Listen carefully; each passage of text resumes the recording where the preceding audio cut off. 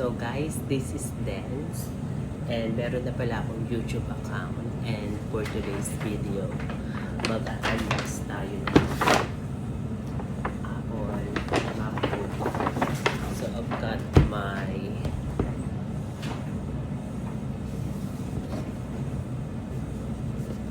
this one, the MacBook Neo, and ano lang siya, hindi ito yung sobrang mahal.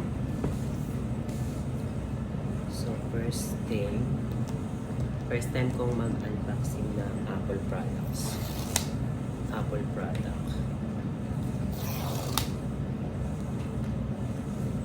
So ano siya, 8GB and 512GB storage. So guys, this is it, pansit. Nabuksan na. Oh. So meron siya cover and may nakaslagay na hello. So kung kayong hindi ako sanay kasi hindi pa naman ako YouTuber. First time. So yan. Wala na punit. Bigla nang hinaya. Wala, ang ganda ng kulay. So, color blue. Diba? Mali pa. Hindi marunong. So, ito yung binili ko kasi ito lang yung kaya ng budget ko. Ay, ang galing. Pag binuksan mo siya, tara.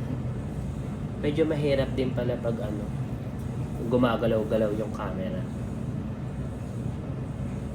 Ay. Paano ba? Ayan na. Guys. First time ko magkamera ng MacBook. 2011, naaalala ko. Binigyan ako ni Alex ng MacBook. Yung unang-una pa yata yun na MacBook. Yung kulay puti. Tapos, ano siya, sobrang luma na. Parang ilang beses ko lang nagamit. Nagpahinga din.